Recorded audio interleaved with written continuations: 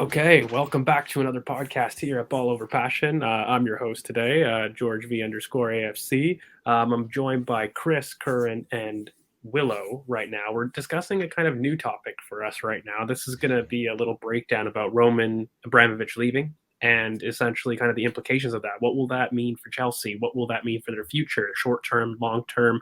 We're going to discuss it. But first, I'm going to go to the guys. How you guys doing? Good? No good, bro. Yeah, I'm good, man. Good.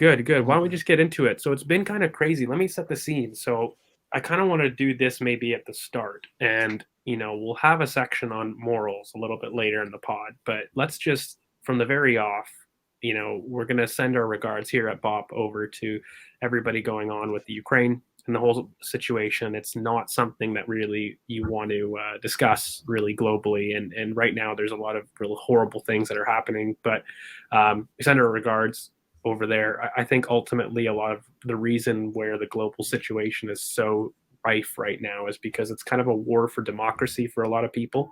And, there's a lot of kind of interesting implications that could happen after. So we just hope everyone stays as safe as they can in a situation like that. But moving on, kind of what has happened is the UK kind of government and a lot of responses in terms of NATO countries have felt that the best way to combat kind of the situation with Russia and Putin in general is to impose sanctions. And one of those, obviously, for those that don't know, is that they're targeting Russian oligarchs, so people like Roman Abramovich, to essentially make it hard for them to carry any kind of assets in the UK, let alone leaving or exiting the country. We don't really know the extent of those sanctions, but Roman has definitely communicated to the club in a really clear communication that he is selling his asset for the very first time. And I'll go basically to Curran, the other old person on the pod here. Like when you're I'm older than you. Exactly. So you're able to understand kind of where I'm going with this, where pre-Roman Abramovich era was something that was actually excellent for Arsenal, but for tons of rivals. I think Roman Abramovich was really the very first type of his, oligarchy, right? Everybody keeps looking at the Saudi Arabia imports, which are nothing in compared to what Roman did. Roman really walked so these guys could run in a sense. And what were your thoughts kind of initially when the news came out? So Roman is selling. Did you immediately jump to those pre-Chelsea eras in terms of No. kind of what you felt, or what was your initial thoughts to Roman Abramovich? So, in terms of the first part of your question about what Abramovich was like, what Chelsea were like pre-Abramovich.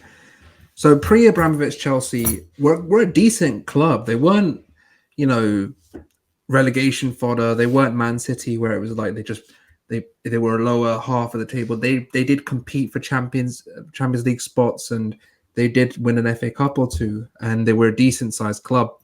They had very, very harsh financial restraints on them, especially in the 90s and the early 2000s. And it was Abramovich who was deciding between Chelsea and Spurs for his big project. His buying of a London club was those were his two options, and he chose Chelsea.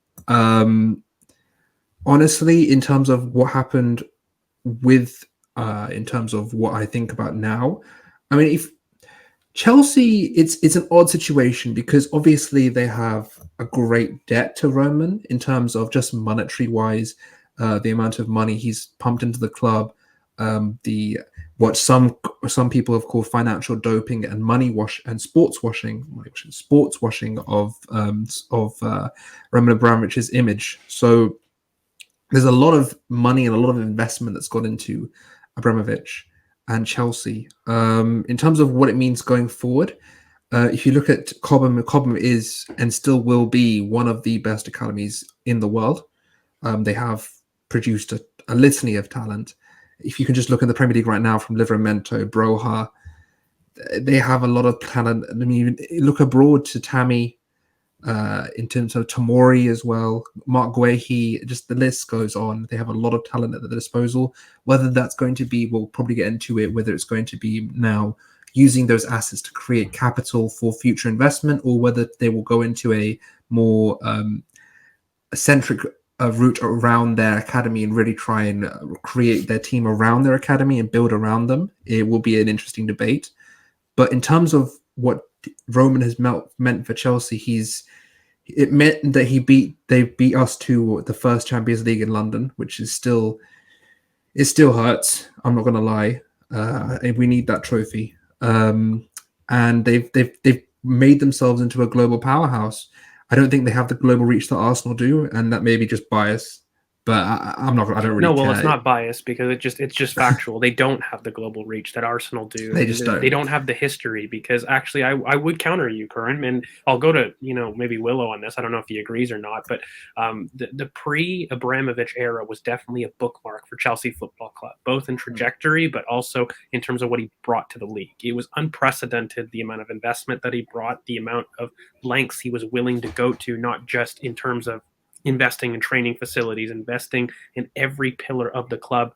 He really, for a lot of people, at least a fan in perspective, felt that he was the epitome of a great owner. Where do you stand on kind of that sport washing issue? And what I mean by that is, look, the man is not a good man. I've seen a lot of crap about, this idea that he's very charitable in terms of the release that he's said, of course, saying that he's going to take all of the proceeds to a theoretical charity that's dedicated to theoretical Ukraine relief is absolutely rich, coming from a man who built his empire off being a steel making factory that is supplying tanks literally to invade the Ukraine. So I really want to stop with this whitewashing thing, but maybe I'm leading you down a territory. Like, where do you stand in terms of his ownership and maybe the entire thing about good owner for a fan, and how he's handled selling? Because he has said he's wiping the debt. I think that's very naive for fans to assume. He's just going to transfer that to kind of the property debt, right? Like, he's not, a lot of the debt that he accumulated was personal debt. Very similar actually to our case with KSE, who have given us loans, but it's personal debt to the corporation, right? They haven't been tied to a bank. So when you're selling an asset, just really quickly, financially, you can't sell an asset with personal debt like that. I mean, you can, but it becomes very, very messy. So in theory, he's just using that debt as part of the sale. I think he bought Chelsea for something like, less than $1 billion. So if you sell it for about $2.5 billion, you basically have made your investment or your money back. But where do you stand on the fan owner debate and how good Roman was, and whether you can kind of separate the two with how he got there? I think this is more of a two-parter. So I think at the start you got to look at what Chelsea Football Club was like before him. This was a club that was put up for sale for £1. This was a club in 1994. Their stadium was literally a drive-in cinema. That's what it looked like. A lot of it. There was a stand and there was a drive-in cinema.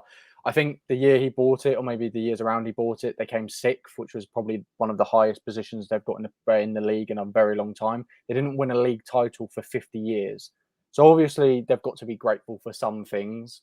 Arsenal didn't exceed what Chelsea spent in the transfer window when they did that in 2003. I think they spent over 150 million. Arsenal didn't do that until I think this summer, where we've actually got to that point now. So, there is a lot of, I guess you can call it, for a Chelsea side of things, good things that he did for the fans, because he's brought them this success. They wouldn't be this club without him.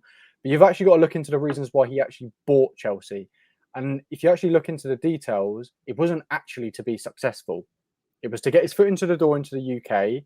It was to actually get the money away from Russia as well, to get it into a public corporation where it's into the UK, where you can put that money and people are seeing it, and the Russians couldn't do anything about it. Well, it was safe, right? Like, yeah, just like the idea was he didn't want Putin to necessarily get access to it, so he's bankrolling the club as a front, just technically. But yeah.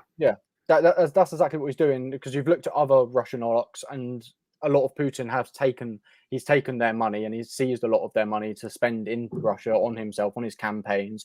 So that was literally what Roman was doing. He was keeping his money safe. He was keeping a big asset there, so his money couldn't get taken. So it wasn't actually to be successful at Chelsea. It was actually to keep his assets safe. It was actually from a selfish point of view. He isn't this, he's perceived to be this owner that's so loving and so caring. He doesn't actually care. It is actually to do with the money, to keep his own money safe. This is a guy who wanted to change from Stamford Bridge. There's so much history at Stamford Bridge. There's ex-players' ashes actually put under the penalty spot in one of the ends, and he actually tried to take it away from them, without them. But Chelsea fans actually protested, and got the vote, so they actually stayed at Stamford Bridge. He was trying to rip that history away from them. And Chelsea don't have loads of history. That is one of their biggest things they have. And he didn't care about their history at all. He doesn't care about Chelsea's history. He just cares about his own money. He's a very selfish person. So I think that's where I stand really with it, is Chelsea fans can be happy with the success that he's brought, but he's also done a lot of disgusting things behind the scenes, not just in football. George, you touched on what he's doing outside of football. So that's kind of my standpoint on what Roman Abramovich is to Chelsea Football Club. Yeah, like I can understand from a certain fan affinity, because let's be honest, he's given Chelsea a platform to be competitive globally. In the same sporting reference that we look at, Arsene Wenger making Arsenal global, he is responsible for making Chelsea global. So there is going to be a certain amount of fan affiliation. But I'll go to Chris next. Like, for you, mate, like, what do you make of kind of the moral argument? Because on one hand, I'm also not naive to think that money is not grown this way. Like, when you get to a standard of billionaire owners, there is going to be no clean money to a certain extent. Like, where do you draw the line from the moral kind of implications of this for a lot of people? I think it's wrong to sport wash Roman as a good guy, but at the same token, I'm also not naive to think that every other billionaire has made their money through poor means by some kind of humanitarian, horror. Whether that be sweatshops, whether that be, you're looking at Walmart and what they do to their employees. Like, for me, there's no moral ground for billionaire venture capitalists. But how about you? Like, where do you stand kind of on the moral and ethical implications of kind of these billionaire owners? Like, do you care? Is that an important part of an owner to you? How moral and how they got their money? Or is it just the game's the game and, they're playing it that way? Well, I think the ethical part for me comes into the sympathy of how he's losing the club, because you can say it was a choice he made, but obviously some part of it is forced. And then for me, then comes into how he got his money. Like, he bullied his way into oil and steal money. He's not a great guy. Not a lot of billionaires are great guys. So the people paying him out to be a great guy just because he won Chelsea all these trophies and all this stuff is nonsense to me. Obviously, there's not been official sanctions from like the government and stuff to force him to sell the club and all this stuff, but he's just it's basically at that point where he has to sell. I think not any billionaire really is ethically correct or ethically impartial to all these, because to get that much amount of money and to being really the 1% or even less than that of the whole world, you're gonna have to put a lot of people down to get to the point where you have that much money. So not many billionaires not any probably. No one with that much money is going to be looked at ethically well, but there's obviously a spectrum of how bad it goes, and he's probably on the worst side of it. There's probably worse people than him, but he's on the worst side of it. But for what he's doing and what he's associated with was always going to lead to a position where something like this was going to happen. With what is happening now with Ukraine and Russia, he's so close to Putin. Like, they've got such a close public relationship that he has to be sanctioned in some sort of way. Like the UK, for example, can't allow him to own something so important in England whilst he's so closely tied to what's happening. So for me, like, this had to happen to him. And obviously Chelsea fans, the sensible ones will realize that this had to happen, but there's obviously an emotion which clouds your judgment. Like, for someone to completely change your fortunes as a club, regardless of how he did it, you're not going to see the bad in him.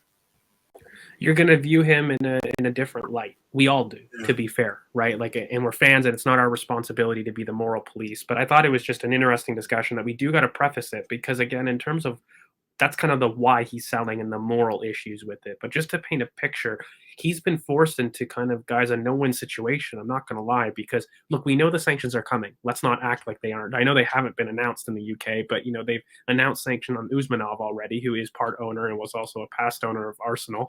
The sanctions for Roman are coming, and the reason that we've expedited this sale so quickly is because he knows that the sanctions are coming. Some people may look at that as kind of unfair. I'm not going to lie. Did the government pick and choose which oligarchs got that heads up?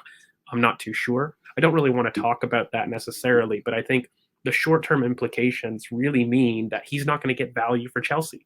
He's just not.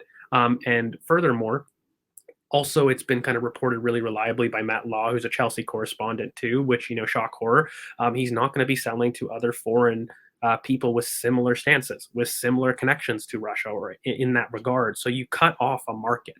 So people like Saudi Arabia investors, they're not going to be in the pool of buyers. He's not going to sell that. So you limit yourself to the amount of people. And already Chelsea as a football club, there's a select few that can afford Chelsea. And if you're taking out those Saudi Arabia investors, you're left with basically a consortium. And I've been really vocal about how poor consortiums are in general for any business. Let's exclude football for a minute. The fact that you're going to share major decisions on a major asset just means that you're going to devalue the motivation to want to invest in that asset. That's just very common sense. If you don't own it, why am I going to individually supply money to watch that asset grow? Because it's not my money, it's shared money. And so for any kind of decision making, we've seen it with ourselves, with Usmanov and KSE, in terms of the liberty that makes, in terms of the salary caps that brings. We briefly talked about the academy, but I'll probably go to everyone on this because I think we all have a little bit of a different opinion on the short-term impact of this. But firmly, first I'll go to current. I think in the first year of a takeover in any corporation, it's very rare that there's any investment.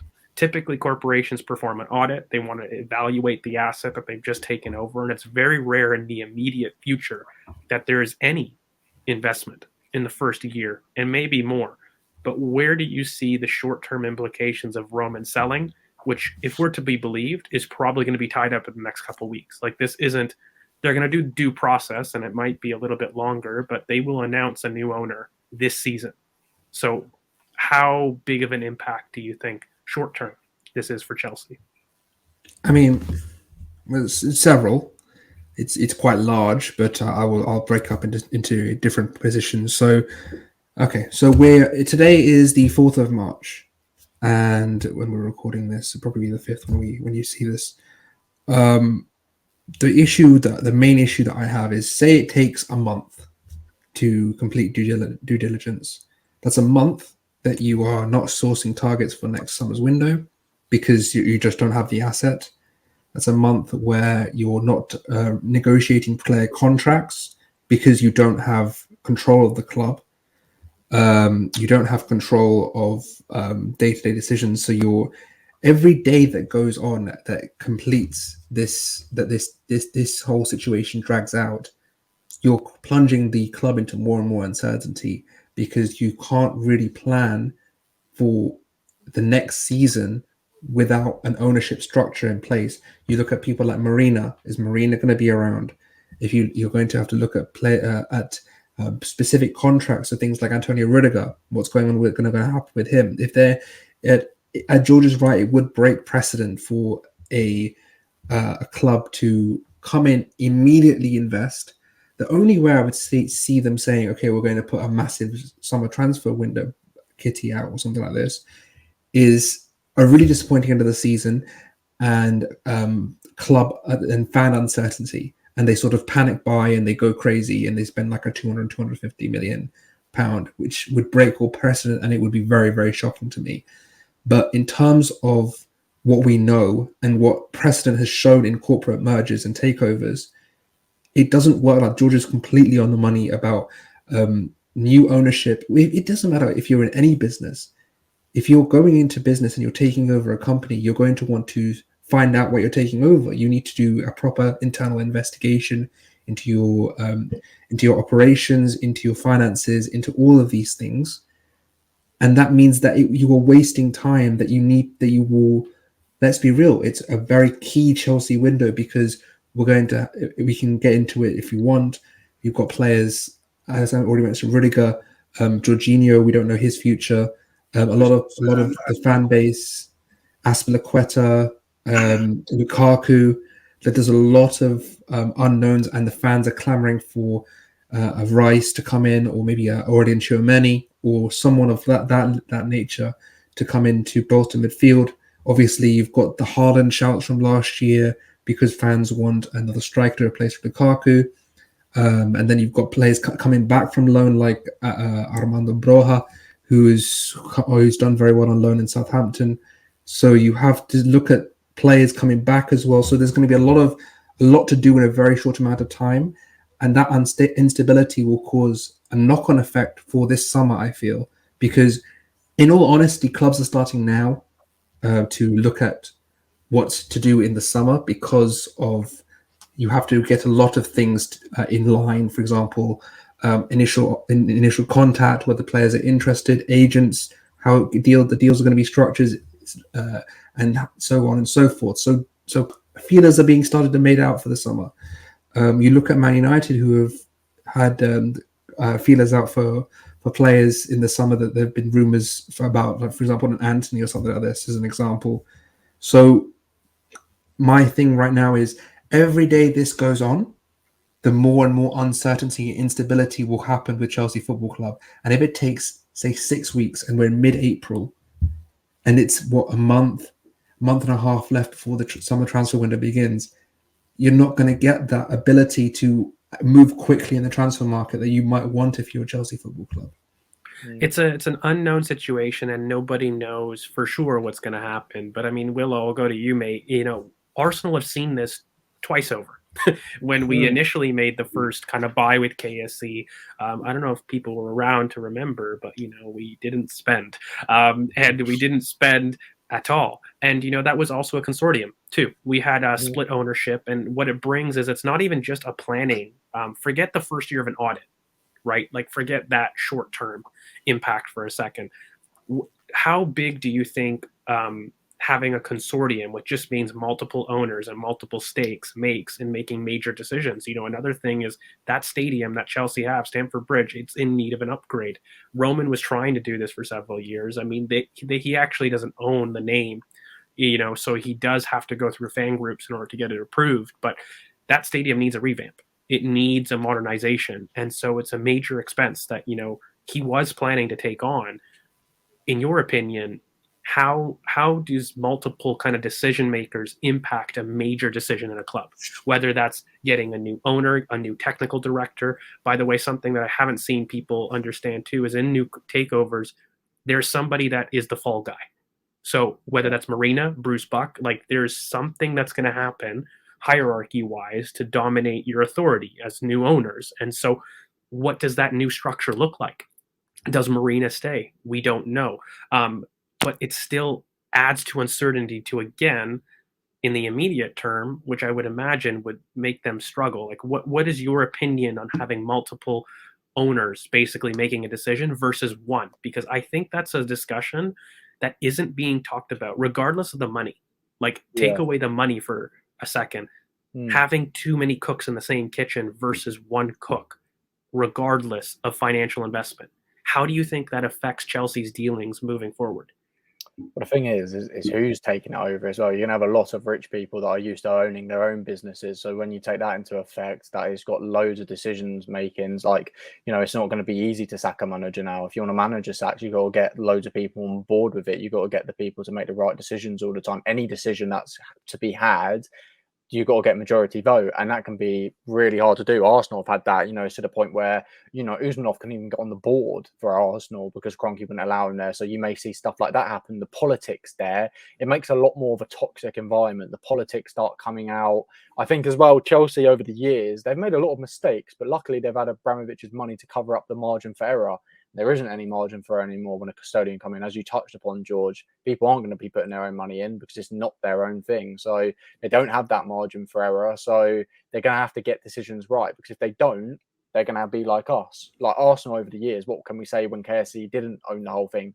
When decision makings were wrong, what happened? We had to sit on them decisions. We had to start, if we put a player on too high of a contract, what happened? We had to keep them for 3-4 years because we couldn't get rid of them. And you had that knock-on effect all the time. And Chelsea, I think, are going to start looking like that, where you think, in the past, they they'll make mistakes like Lukaku, for instance, and put him on so much money. You think, well, with Abramovich, it'll be fine. They'll be able to get rid of him because it doesn't matter. Now, it's going to be a lot harder to start doing them things. Personally, I don't think Marina and Bruce Buck stay either. Bruce Buck was Abramovich's right-hand man, so I don't think he stays for that. He probably goes off to another business that Abramovich owns and starts running that.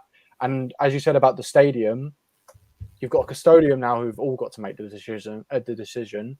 But you've also got the Chelsea Trust that come in, and the Chelsea fans, they've been very hard over the years, which I touched upon earlier, about getting the stadium and changing it because they're so, I don't know, I guess it's a bit like Arsenal with Highbury. Like, it's kind of their soul of their club. It was their soul, and they don't want to get rid of that. And I don't think they do want to change as much. So it's very hard to do that when Abramovich was there, just him, let alone with a custodian doing it. I think Chelsea are really going to struggle now. I think you're going to see, I think maybe some of the positive effects you may see is youth academy being used more, which I think is a positive because they have a really good youth academy. So you're going to see more opportunities. And it's maybe a positive, maybe a negative, but as I said before, managers are going to be staying longer. So I think you're going to start seeing people with more 4 or 5 year reigns now instead of the Abramovich, you're gone in within 2 seasons. So I think that's the kind of changes you'll see. Yeah, and I mean, look, alternatively, there must be Chelsea fans that, we hope that we appeal to everybody, of course, because we speak on multiple, people's teams, but, there must be Chelsea fans screaming through their screams, we've been self-sufficient since 2017.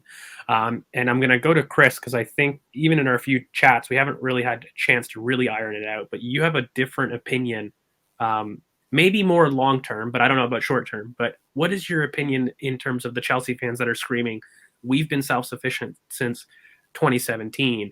The only thing I might add, by the way, is that isn't entirely true. Things like Lukaku have needed Roman Abramovich's help in order to facilitate, even if their net spend has been 0 or thereabouts from selling of their academy. But they have needed an owner in order to complete the major transactions. For example, Lukaku doesn't happen without a Roman Abramovich owner willing to supply you that initial 100, even if you net spend at 0. What is your opinion kind of on the short-term impact of this decision? Are you as pessimistic as maybe the rest of us here, or do you think short-term it doesn't change much? Well, I'm an optimist at heart, so I see it immediately in a positive light. Like Chelsea have top 3 academies in the world, very good loanees, very good players coming back from loan, Gallagher, Broha, very good players that they just sold that they have buybacks for. So they're not in a terrible situation as a club currently, and their players aren't. Or obviously, they need to replace the core that they're losing. So Aspilicueta's leaving. He's been their captain since 2018, since Cahill left, and he's been there for like 11 years now. So he's a staple of that club. He's going. Christensen, a youth product, he's going. Rudiger, who's been one of their best players for a year now, he's going as well, possibly. So they're losing very important players in their team, and as well as losing the manager, no, not the manager, sorry, the owner, and then potentially Marina, who, like, they say that she handles maybe 400 negotiations every transfer window herself because she's head of negotiations at Chelsea. So amongst the whole club, losing those many figures in that many levels of the club is detrimental, regardless of whatever you're doing, regardless of how much money you bring in now. And then coming in, whoever comes in isn't like, if you're sharing something, the profit is shared as well as the investment. So people are hesitant to invest a lot of money when the profit doesn't always come or wholly come back to them, which is a problem with consultants. We saw that with Usmanov and Kroenke. They didn't invest until the Kroenkes, 2018, I think it was, they became full owners. So you're going to have to wait for that. But again, they have a lot of issues to iron out. I think they won't be as bad as like a lot. I'm hearing a lot of noise that Chelsea are finished. And I just think they're too good a team now to be finished just from losing Roman. They lose a lot, though, with Roman and Marina and Bruce Buck. Like, Bruce Buck is in touch, like very highly respected in the Premier League, in touch with a lot of people. So he might stay because he's a big football person, a big person in the Premier League. You never know what's going to happen.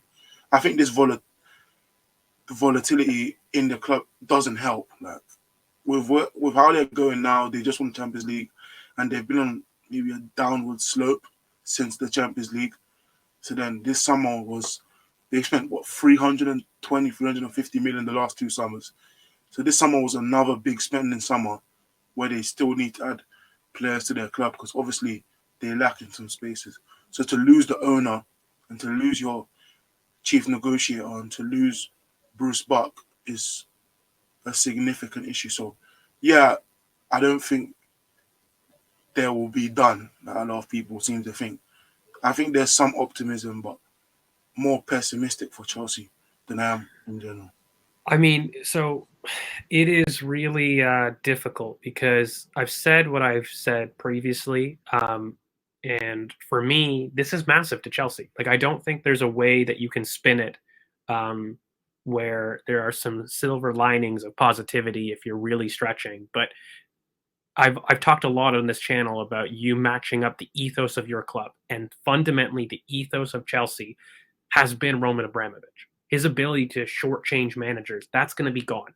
His ability to cave to player power, that's going to be gone. There's no longer going to be a culture where you can go to the owner. There's multiple owners, so that cuts out the power from the arm of the players. Now, some might argue that's good.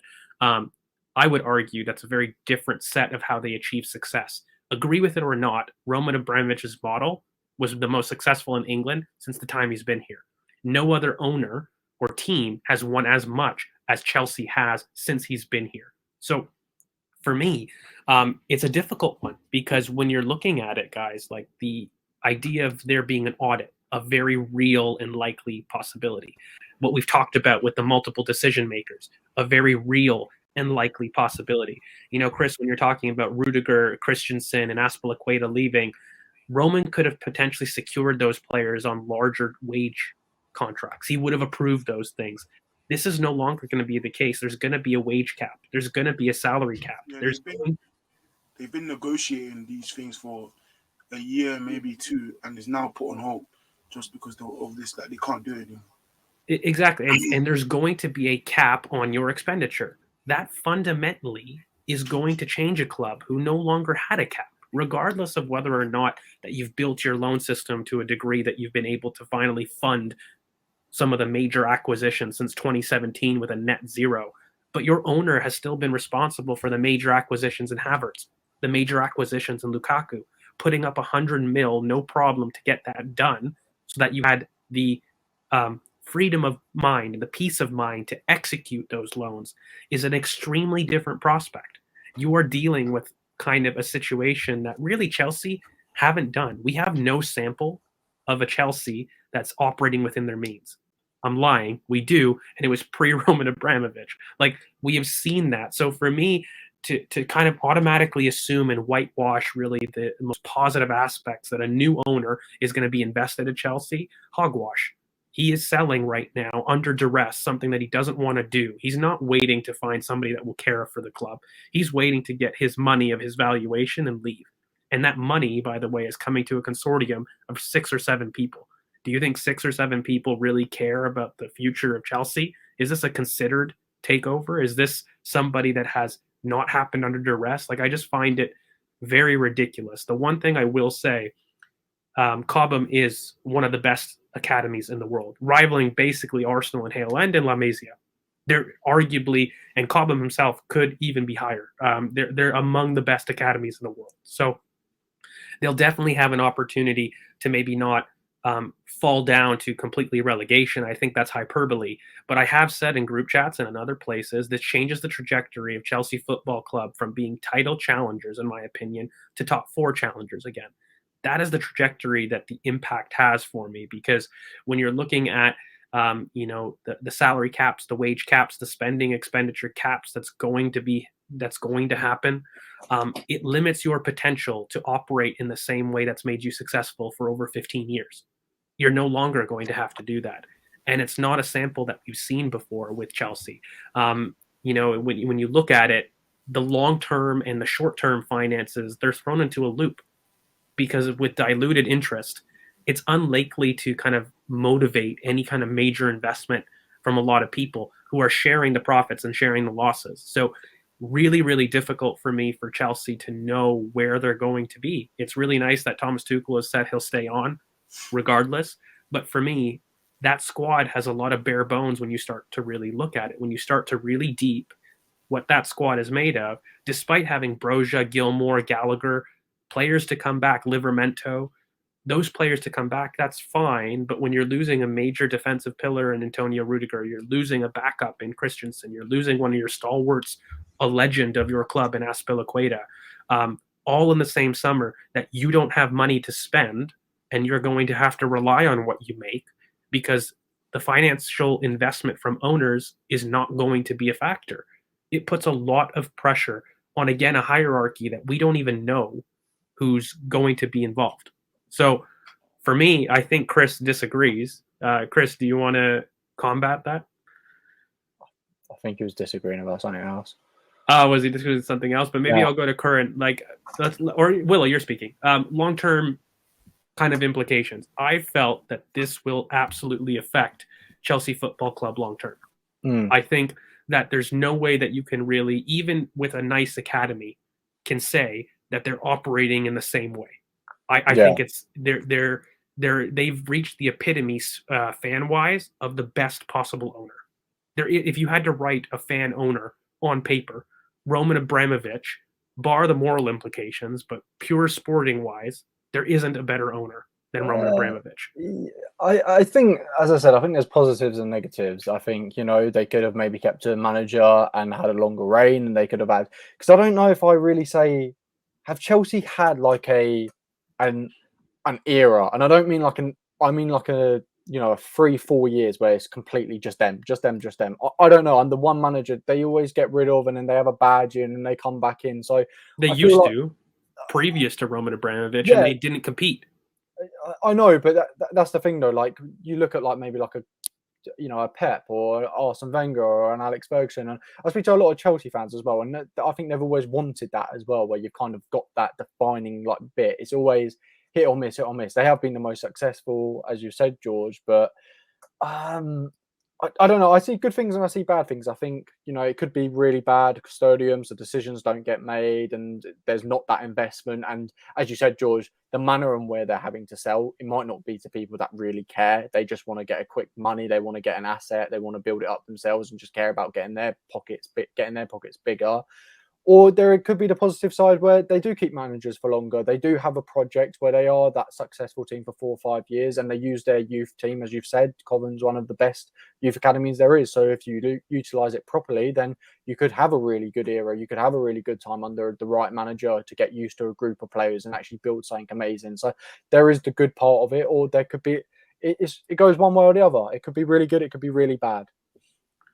I mean, I think an elite academy helps, but they can no longer hide behind poor recruitment decisions. And that has been something that has plagued Chelsea, not for 1, not for 2 seasons, but nigh on the entire time at Roman Abramovich's era. He's had some excellent hits, absolutely. But for the most part, Chelsea have been a football club where it doesn't work, chop and change. That's happened from managers, that's happened from players. That's the ethos of their club in reality. And to take that away, Curran, I'll go to you first. Long term, are you kind of with Willow where, look, to every side there's 2 coins? There is good, there is bad. Or are you set on where you think Chelsea are going? Is this at all change your trajectory or your eval of the club? Well, the thing is, one, it will depend on who it is. Because let's go with the Swiss owners, because I really don't think that there's a big pool. Sorry, really quickly, there's not the pool that people think that can buy Chelsea Football Club. Even at $2.5 billion, there's probably, you can count on your fingers the amount of people that can actually afford Chelsea. And the fact that they've resorted to a consortium is because no one person can buy it. And so let's assume it's the Dodgers part owner, who I don't even want to get into if you're an American, fan. You know who he is, as well as the Swiss billionaire, who also has, by the way, another 6 or 7 investors. So they're looking at an 8-person consortium, has been the very well-reported buyer, let's say. All right, so say it's the Swiss dude and his American dudes, okay? Then you have what 8 people. I think it's not just you. I was It reading was before. I those think it's two, eight, plus eight, they eight said like people. 6 or 7 investors. Yeah, I think in total it's about 8 people. That means that you have basically a bunch of voices at the table, and you don't have one, driving force. It's going to be very much like I don't know if we remember from an Arsenal point. I think you touched on it earlier, George, about how Usmanov would sometimes go off in the media about how we're not spending, and Stan is this, Stan that. We're not spending because of Stan. Stan's got the majority shareholder, yet we're not spending. If it was me, we'd be back in the title race immediately. La la la la la, and basically went on a tirade trying to get to Arsenal fans on his side over Kroenke. And I don't really see any reason why you wouldn't have a similar situation where there are almost factions of investors looking in and trying to assert their dominance in the club. I mean, I don't see why you wouldn't. If you're going to invest in a club, you want the glory. You want to be known as the guy who took, the club to another level. You want to take it from Roman and take it to another level. You're not going to get into it and just go, okay. As long as I'm part of it, I don't really care.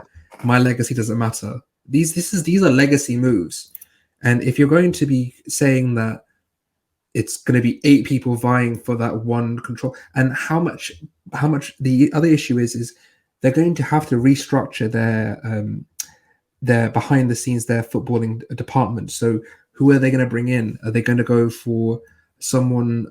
Who are the names that they're going to be wanting to sound out in terms of if they're going to keep Marina on, if they're going to go for a different director of football? Are they going to go for a different structure? How are they going to structure their corporate side of things? How are they going to structure their sponsorships? How are they going to do their revenue streams, their the deals in terms of how are they going to funnel the money into their football team?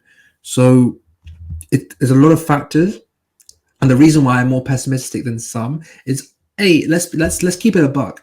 We're rivals. We don't think we think our club's the best, and other clubs aren't going to do well. We're always going to have that bias, and you should say that. But this time it's based in fact. A lot of time, I think on this channel we like to speak in fact, and I think the precedent is there to say that look, it's going to be very tricky to find that perfect storm of investors and owners that will just go, okay, here is the magic pill. We have a vision. We have an idea how to take Chelsea from a title contender and make them one of the best, if not the best club in Europe on a consistent basis.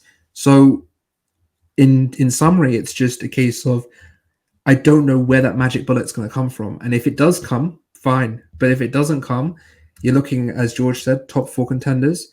We're not sure about how they're going to finance the deals that they wanted to do. Are we going to go for an academy based where you generate revenue from your academy and then funnel it into the first team, or are they going to go for an academy based model where you maybe loan players out, bring them back, and put them directly into the first team? And that kind of modeling, and as much everything else I've said, there's too many factors to think about where you're going to think about long term and say with a certain 100% or even 80-75% that okay, this is where I think it's going to go, because there's so many different factors.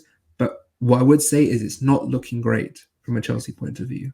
Yeah, and I mean, look, a lot of the positive spins has actually been us going on the premise that they do things that Chelsea Football Club has never done. People will cite their academy, but they've never invested their faith in the academy. This idea, that they're going to be forced into doing this has been a decision that they haven't done. You look at Guehi, Tomori, both players that could have absolutely functioned in terms of squad depth and for the future, and they sold them. And they're now allowing 3 defenders that they put faith in on massive wages to run down to their contracts, and 3 people leaving. Like, I don't understand why suddenly people assume that a club that historically, despite having an elite academy, has never trusted. We're talking about the same club that have Mason Mount and wanted to get Havertz, that have Callum Hudson-Odoi and are looking for Ziyech, like Timo Werner. This is the club that has still had that academy has still had those options to put in the team, but has decided against it and actively not provided their academy with chances. You want to really go back, Lukaku. You want to go back, Mohamed Salah, Kevin De Bruyne. This is a De club that Bruyne, yeah. despite having this academy, has never used it. And there was no reason not to use it in the way that they have. That was down to Abramovich. That was a big part down to But it Abramovich. wasn't, though, because the people in charge have decided that they weren't good enough, and they went to Roman with players that they felt was better. It wasn't a case of Roman saying, I don't like those players, I want to buy my players. It was a case always coming from Chelsea. We think we need more, and we're going to do it in the places that we already have excellent people in the academy. The only person, and the recent example is really the only one that I can see of a good way of getting somebody out, was Livermento, because they did have Reece James. That was the only player I understood leaving the club. Everybody in terms of recent ones was. I think Havertz was pushed by Abramovich. I think that was No, he wasn't, because it was Marina. It all came from the Chelsea side saying we need X, Y, and Z, and then going to the owner for it. That's why I've never understood the positivity at Spin on having an elite academy. Chelsea Football Club have never been a club that have given the faith of development in their youth. They've been excellent in terms of developing their players, but they never get a chance at Chelsea. And in fact, Mason Mount is probably the clearest example in over 15 years of somebody actually getting an impact to the first team coming from Cobham. If you look at it, he is probably their most successful Chelsea starter. And that's ridiculous when you start to look at the names that have come through that academy that have been bought in advance. I'll go to Chris, mate. Like, for me, a lot of the positive spins on this are assuming that Chelsea operate in a way they've never operated before. They're going to be suddenly successful with having a wage cap. They're going to get owners that are a consortium that are going to be personally invested like Roman. They're going to use an academy that they've never used before. A lot of the positive spins are based on zero sample. Like, there isn't a sample where Chelsea have been successful with an owner for long term. There just isn't. There isn't a successful sample of them actually playing and putting faith in their academy for a long period of time. They had one transfer ban and immediately went back into their same roots. Like, what do you say in terms of the long-term outlook of the club, where there are positives, but in my opinion, none of the positives, unless I'm wrong and you think differently, none of the positive have any sample of ever being in use at Chelsea? Well, long term is like, overall, this is a negative thing. Like, losing your owner, losing this much in at one time and so quickly without it being like planned. Because say this was planned for like a year, like we're preparing to lose Roman, then it'd be a totally different situation. But this is so new. Like, everything's happening this month. All these deals like with Christensen and Aspilicueta are being agreed of teams like Barcelona this month. So everything is happening February, March. Everything is happening. So it's negative, like very negative, and it does hinder the trajectory. Like, there's no way that this makes Chelsea better. I don't think there's no way that this overall makes Chelsea a better club immediately. But I think long term it can benefit them. Like, we've seen them be forced to use their youngsters before, and they were a top 4 team. They scraped top 4 with the likes of Tammy, Tamori, Reece James, Mount. That Lampard season was the time where they were forced to use, obviously, a transfer ban. We don't know what the situation is. Not, we say it's not likely, and it isn't likely that they spend this summer. Like, it's very unlikely, but like, they've got youth to fall back on that they can help them, but it does put them away from where they could have been next season. Like, and then in 5 years' time, there's so many variables that I can't sit here and say for sure that with the new ownership they get, Chelsea will be better or worse than they are right now, which is right now they're probably third best in England, top 5, top 10 in probably top 5 in the whole of Europe team. And then where will they be in 5 years? There's so many different variables that I just can't sit here and say for sure.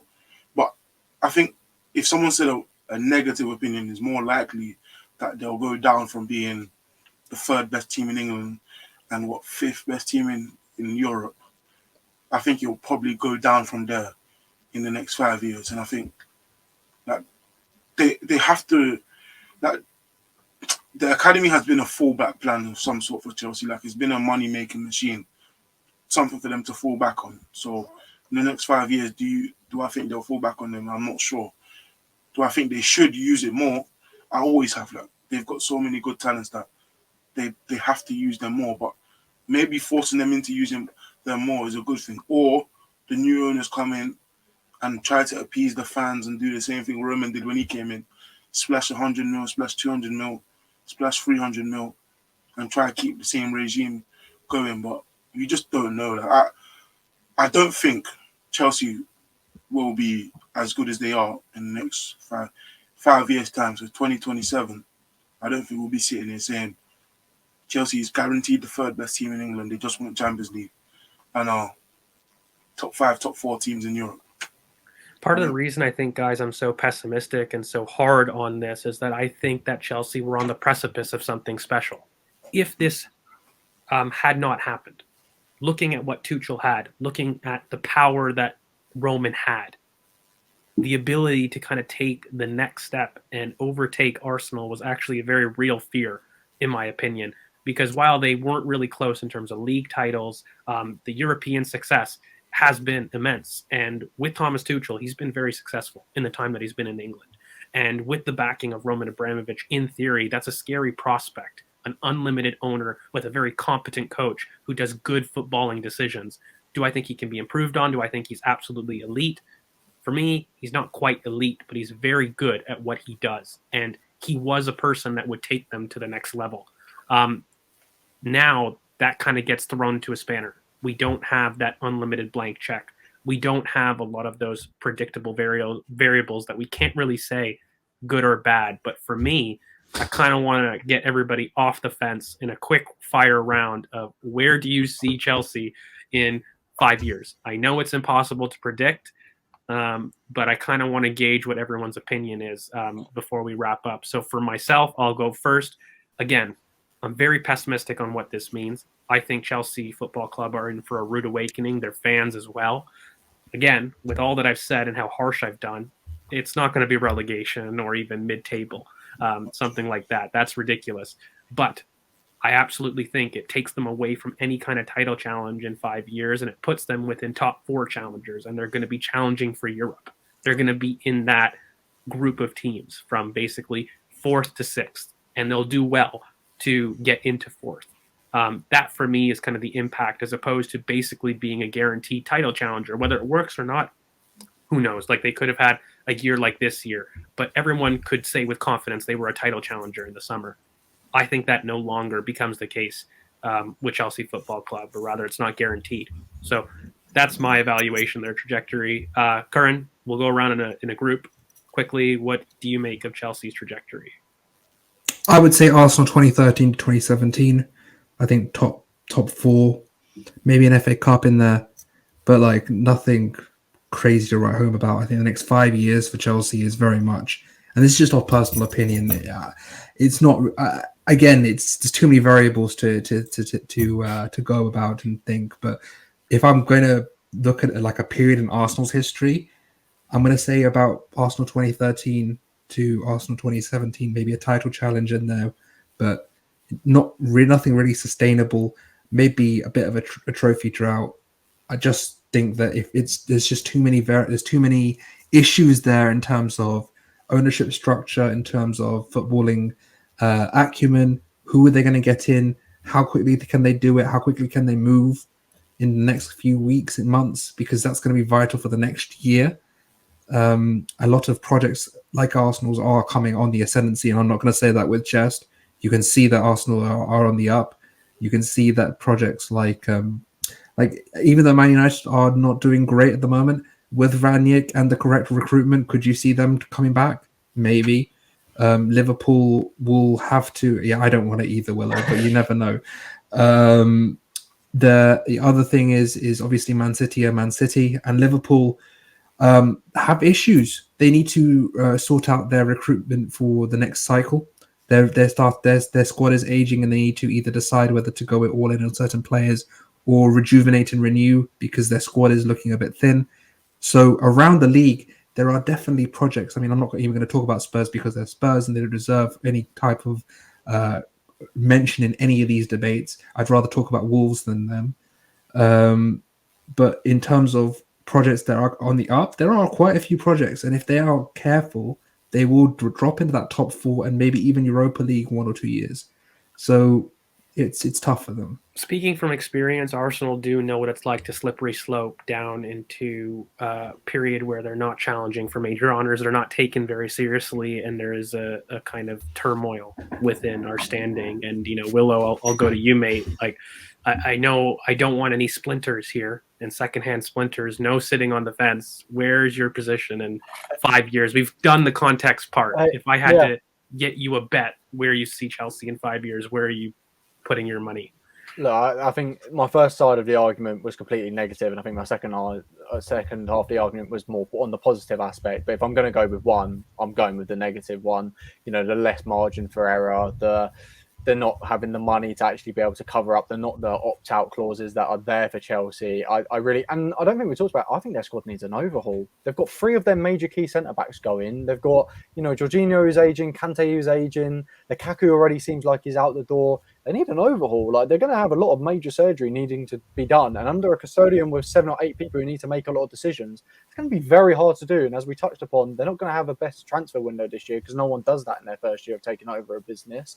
So I think they are in trouble. And I think it is going to be, I think the league has got easier. That's what I'm going to say. I think the league has got easier. Yeah.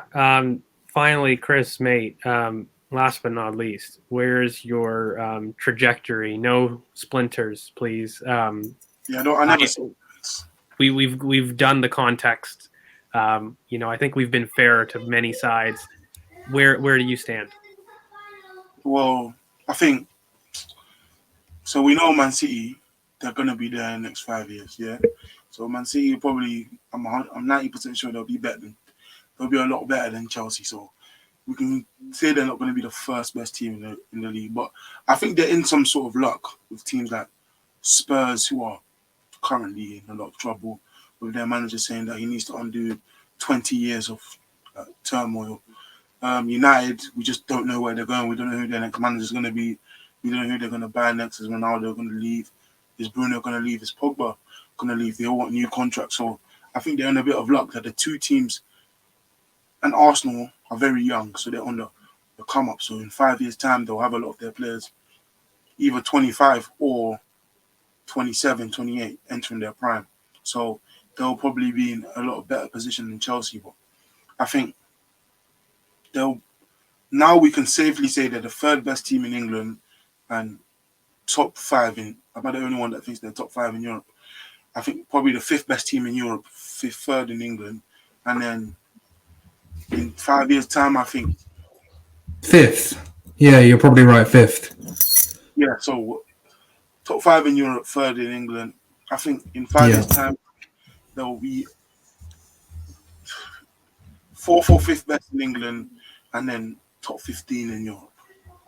So a big drop off. I think it depends on how the money goes and who they could develop 2 new super talents, or they could bring in guys like Harvey Vale, who are very good talents, and all this stuff from Colwell and promote them, and they do very well, and they do all this youth thing. Or they could completely ignore them, sell all their youth for 10, 20 mil each, and then bring in flops. And they could, the new owners, we don't know that. They could come in and spend and then do the Bakayoko for 40 million, Drinkwater for 40 million, Torres for 50 million. I don't think too many variables. I hope it's that. I hope they go to the Werner 50. The Torres I just need to reposition because of the amount of splinters I got. But your deficit. I said there'll be 4th or 5th best in England, and then top 15, maybe top 20 teams in Europe. But the top 4 in England are always top 20 in Europe. Yeah, so I think generally, if I could really tie it with a bow, we all believe that it's gone from essentially title challengers to top 4 and potentially top 4 challengers. Title 1 consistent, they would have been consistent conversation for titles, Champions League as well. they win the Champions League every year. Yeah, Like, they and were- I mean, if it still exists, that's the question. But that's a different and that's conversation. the trajectory that I think the impact, and for me, is massive. Because guys, just to tie this up, Arsenal know what it's like to be leapfrogged. Okay, and we know how quick by it is. them. We were by them. Before we do sign off, there is a question we haven't brought up.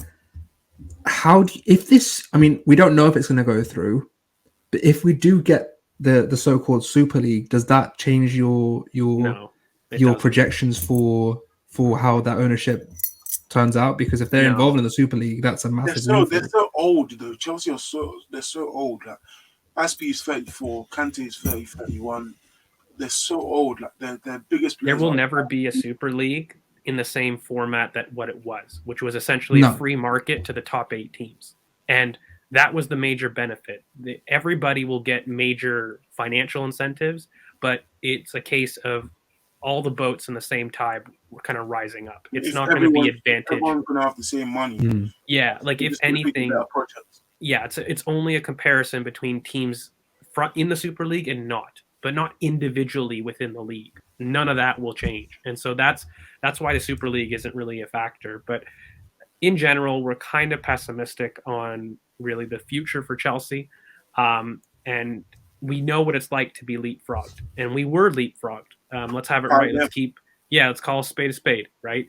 That's what happened, and I think if you're Arsenal, if you're somebody else, a Manchester United, these other clubs that are on the rebuild, you're looking at this situation with Chelsea as an opportunity. You're looking at this as an opportunity to kind of leapfrog a club that is absolutely and has been a threat to your success for over 15 years. So for me, very difficult. As always, like Chris, I am an optimist. So we should probably make a new series, which I definitely want to do in terms of how to make a club better. That'll definitely be content, for you guys in terms of all the listeners. And we will definitely give you the roadmap that Chelsea can be successful and how exactly to do it. So despite being very pessimistic on the likely outlook, I still think that there are moves that you can do to kind of secure your stability in the future. That's always the case, regardless of club and regardless of glass ceilings of owners. So for me, very difficult, but this was a fun one. This is a little bit different content from maybe what you're used to. I want to make sure that you can follow us at BOP Footy on Twitter. Make sure you like, comment, subscribe. You hit the bell for notifications. We're going to be doing a lot more uploads. So things like this, where if you weren't expecting, some new content, we will try to pump it out for you guys. You can find all the lads on their socials. So for myself, at GeorgeV_AFC. Chris, mate, where can they find you? At CK Football, CK FTBO. We also have new memberships. There'll be different content like this and a lot of different content like tactical analysis, speaking about different teams, all the Ruben stuff, drafts, just a lot of different stuff on the membership side. So you can see more if you want to see more of George. Yeah, and not just me, but all the boys. Like, it's just $2.99 a month, and you're going to be getting tons of new content. And you're going to be having the draft series that we're going to have, rival tactical breakdowns. Like Chris has said, we're going to do a lot more specific tactical breakdowns on there. Of course, how to fix a club will definitely be a little new kind of series that we will make. We'll make the first one with Arsenal for you guys that really like it, kind of free. But again, tons of content that is going to be available there. Look out for some articles. We're going to be, kind of encouraging that. And of course, a Discord chat for all you members so that we can get in touch with you guys. You can communicate with us a little bit better. It would mean the world to us if you really thought that you wanted to join the community. So yeah, you can always join with like the little join button besides the subscribe. Willow, mate, you want to shout out your socials? The one Willow, and I think Z's is Priv Arsenal_Z. There you Correct. Go. Yeah. And Curran, mate, where can they find you? I'm still reading from Pump It Out, but okay. Don't be we're weird. going to. That's your interpretation. That's not me. That says a lot. That says a lot that that's where your mind went. Interesting. I'm sorry, but The like, literally, gift, literally. No, you know what? I'm not sorry. This guy has weird phrasing all the time, and no one calls him out on it. Oh. So, you can find me at Current BOP, and in terms of member content, we've got everyone's. I think we're all overloading CK with ideas right now. I think the guy is going to be up doing lots of different animations and cool things for you guys. I know I'm going to be doing a historical team series that I think some of the guys will be getting on.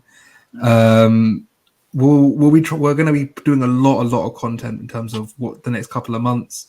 and trying to streamline this membership service for you guys so you get the best content possible. Just thank you, everyone, and George is a weirdo. See you soon, guys. He is a weirdo, to be fair.